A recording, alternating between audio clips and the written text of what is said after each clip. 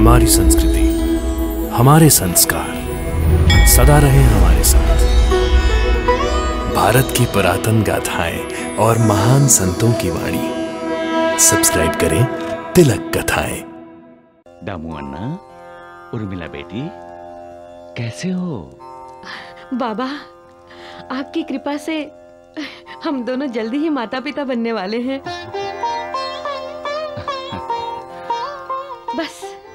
बस अब आपका आशीर्वाद सदा हमारे साथ बना रहे। बाबा, आपसे एक प्रार्थना है। हाँ बाबा, मुझे ब्रह्म ज्ञान पाना है। आप तो यहाँ आने वाले सभी लोगों को ब्रह्म ज्ञान करा देते हैं ना बाबा, तो मुझे भी करा दीजिए। मेरा उद्धार हो जाएगा बाबा।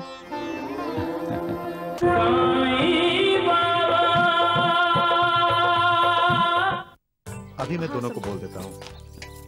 शंकर, दिनकर। क्या हुआ दामू भैया? जी भैया। शंकर, हम दोनों शिरडी जा रहे हैं साईं बाबा का आशीर्वाद लेने के लिए। और हाँ, जब तक हम लोग वापस ना आए, तुम दोनों भाई कारोबार पर ध्यान रखना। जी भैया। चलो।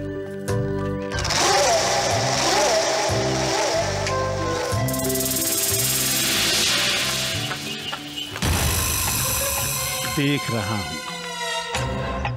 तुम दोनों का भविष्य देख रहा हूं मैं। हमारा भविष्य?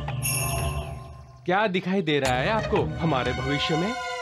एक तो जब दामू अन्ना अहमदनगर में नहीं होंगे, तब तुम दोनों को उनके कारोबार का ध्यान रखना होगा। और दूसरे, अपने भैया और भाभी के बच्चे का ख्याल रखना होगा। उसके खाने पीने खेलने का ध्यान रखना होगा। यानी दाई बनकर।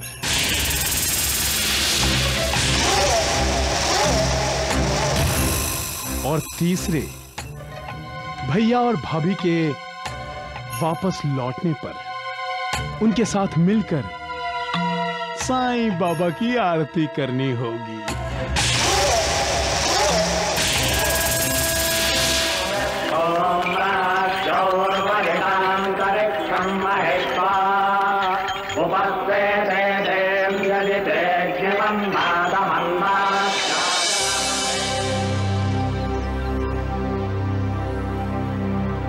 ये शिरडी के बाहर किसका आश्रम हो सकता है? शिरडी में साईं बाबा के अलावा और किसका आश्रम हो सकता है?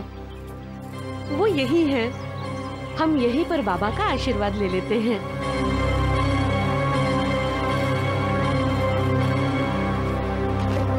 द्वारिकानाथ जी, साईं बाबा के भक्त यहाँ आ रहे हैं। अरे आएंगे वैद्य जी, क्यों नहीं आएंगे? एक एक करके साईं बाबा के सारे भक्त इसी आश्रम में आ जाएंगे। और साईं बाबा बेचारा द्वारिका माई में अकेला रह जाएगा। हाँ, सही कहा तुमने।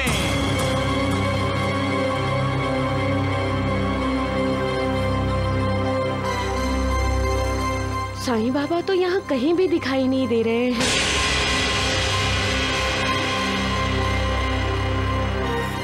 क्या ये साईं बाबा का आश्रम है? ये तो योगियों के योगी महायोगी योगेश्वर महाराज जी का आश्रम है। हाँ। प्रणाम योगीराज। सदा सुखी रहो, अष्टपुत्रा सौभाग्यवती भव। आपके आशीर्वाद से हम धन्य हो गए योगीराज। योगीराज, हम साईं बाबा के दर्शन के लिए जा रहे हैं। आपके दर्शन हमारे लिए शुभ शगुन है।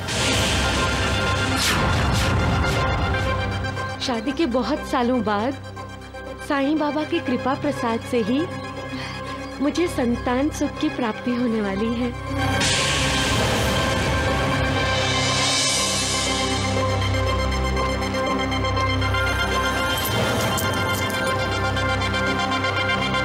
हमारे होने वाले बच्चे को आशीर्वाद दीजिए योगीराज। मेरा आशीर्वाद सदा तुम्हारे साथ है पुत्री। साईं बाबा के दर्शन करने जा रहे हो? हाँ योगीराज, वो हमारे गुरु हैं। अच्छा अच्छा, गुरु हैं तो तुमने उनसे गुरु उपदेश तो जरूर लिया होगा। वत्स, तुम पर साईं बाबा की कृपा है, तुम ब्रह्म ज्ञानी बन सकते हो। ब्रह्म ज्ञानी? जो ब्रह्म ज्ञान जानता है वो ब्रह्म ज्ञानी है, और ब्रह्म ज्ञान गुरु के आशीर्वाद से ही मिल सकता है। अरे स्वामी जी तो साईं बाबा की प्रशंसा कर रहे हैं? साईं बाबा मालिक हैं। जो ब्रह्म ज्ञान पाता है उसका उद्धार होता है, उसकी 7 पीढ़ियों का भी उद्धार होता है। बस तुम साईं बाबा से ब्रह्म ज्ञान प्राप्त कर लो, वो तुम्हें ब्रह्म का साक्षात्कार कराएंगे। योगीराज, मैं आपके आदेश का पालन करूंगा।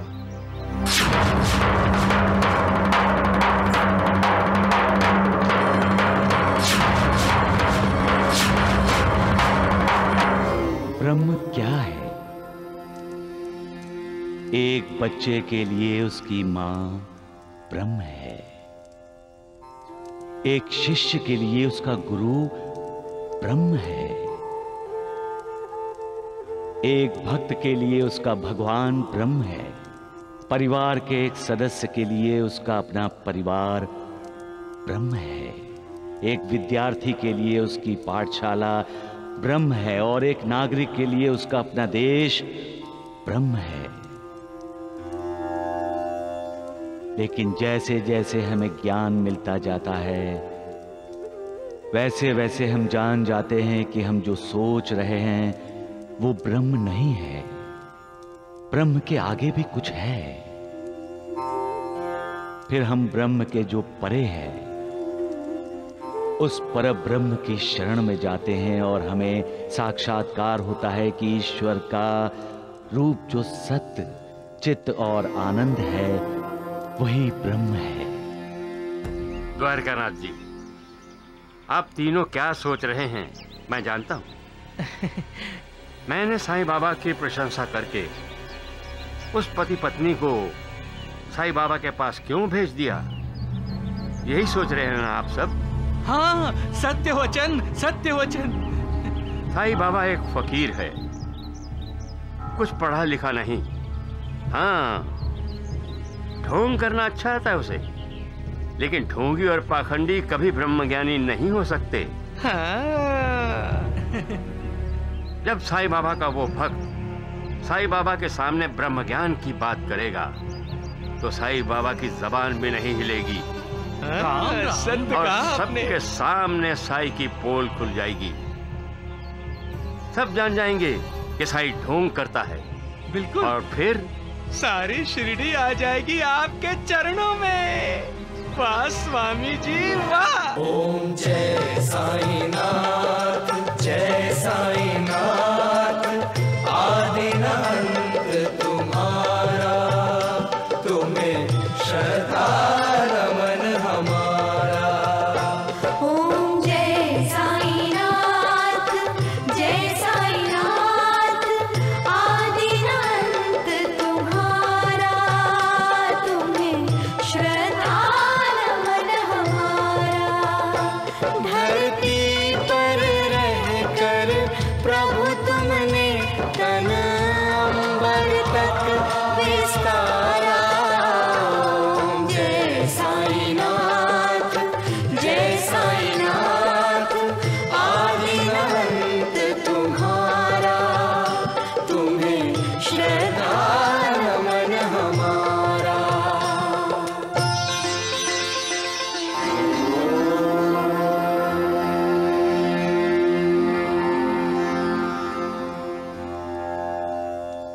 दामू अन्ना, उर्मिला बेटी, कैसे हो? बाबा, आपकी कृपा से हम दोनों जल्दी ही माता पिता बनने वाले हैं।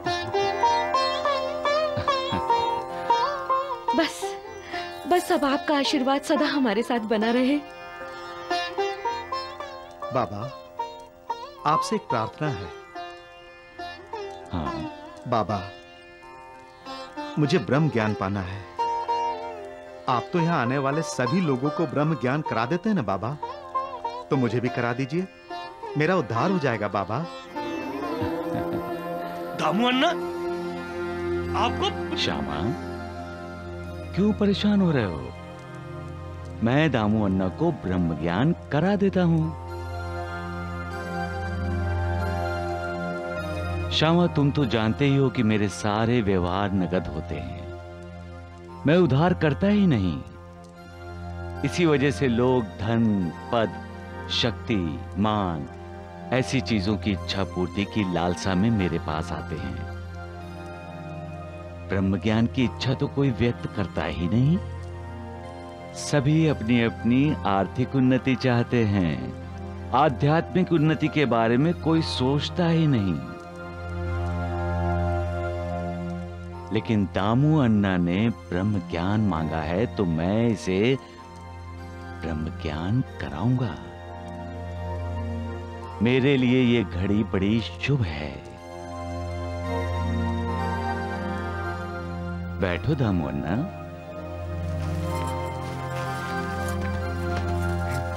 अरे नानावली, तुम क्यों बैठ रहे हो?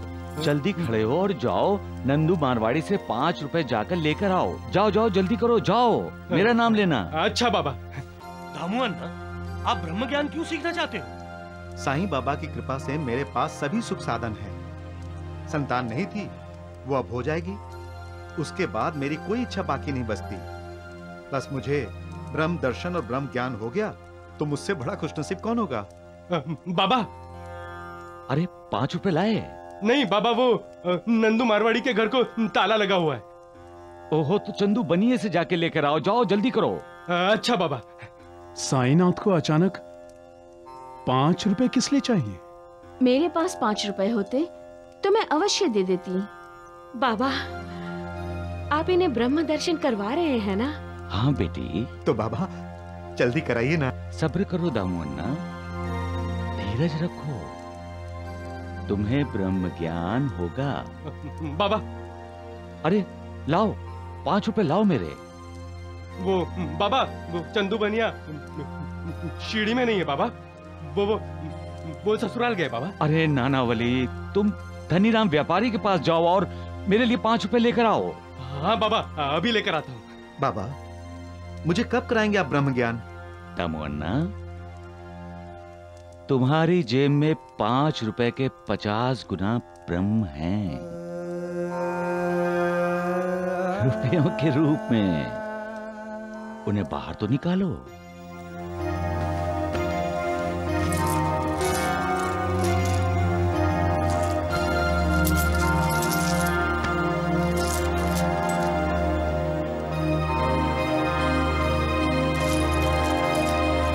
के 50 गुना बराबर 250 है बाबा।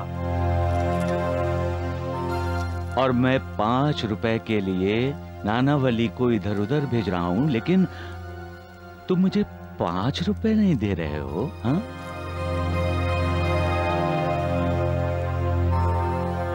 मैं जानती थी बाबा कुछ लीला कर रहे हैं।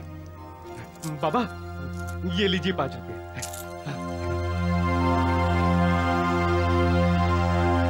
दामू अन्ना, तुम इस मोह माया के चक्रव्यूह में अटके पड़े हो और ब्रह्म ज्ञान पाना चाहते हो।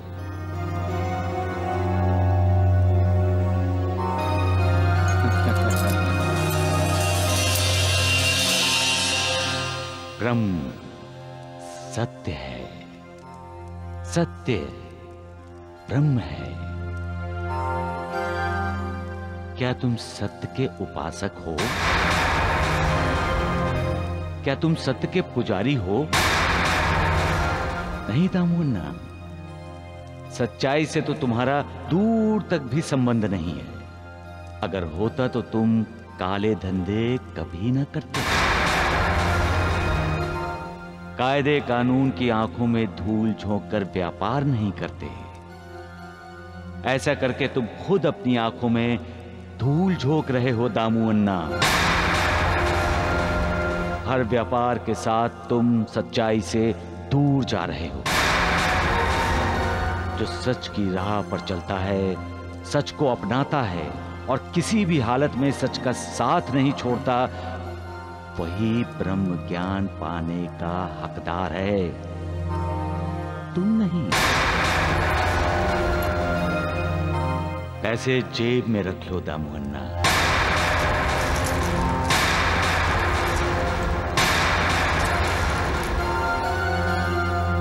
जहां मोह है, लोभ है, वहां ब्रह्म के चिंतन या ध्यान की गुंजाइश नहीं है दामुअन्ना। एक लोभी को, लालची को मोक्ष की प्राप्ति कैसे हो सकती है?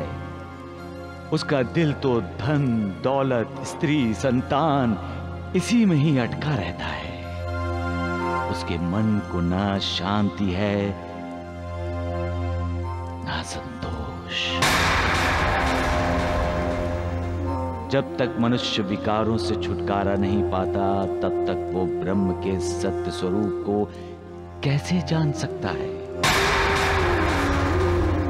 आसक्ति एक समुंदर है,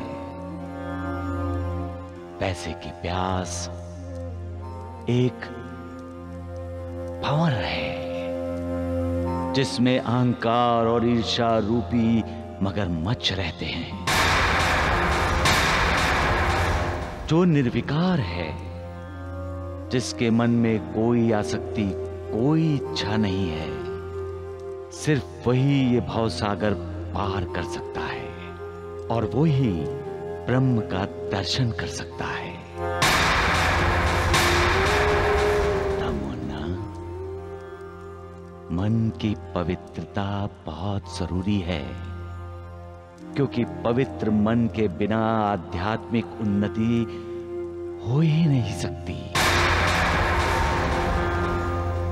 अगर कण मात्र मोह भी मन में बाकी रहा तो समझ लो कि की हुई सारी साधना व्यर्थ हुई। फिर आत्म साक्षात्कार नहीं होता, और आत्म साक्षात नहीं हुआ तो ब्रह्म का दर्शन कैसे होगा? बाबा, बाबा मुझे माफ कर दीजिए, बाबा मुझे माफ कर दीजिए, बाबा मुझे माफ कर दीजिए, बाबा मुझे माफ कर दीजिए।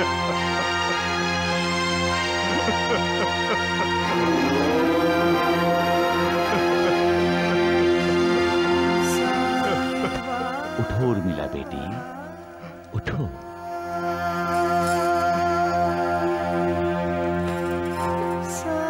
बाबा, शिरडी के बाहर आश्रम में स्वामी योगेश्वर जी के बहकावे में आकर मैंने ब्रह्म ज्ञान प्राप्ति की जिद की। बाबा मुझे माफ कर दो, बाबा मुझे माफ कर दो। मैं आपके इस उपदेश का पालन गुरु उपदेश समझकर करूंगा बाबा, और आज से सच्चाई के रास्ते पर ही चलूंगा बाबा। हाँ बाबा, मैं भी इनका जी जान से साथ दूंगी। हमें माफ कर दो बाबा। सुख धाम, धन धाम, साई राम साई श्याम, गुण धाम, यश धाम,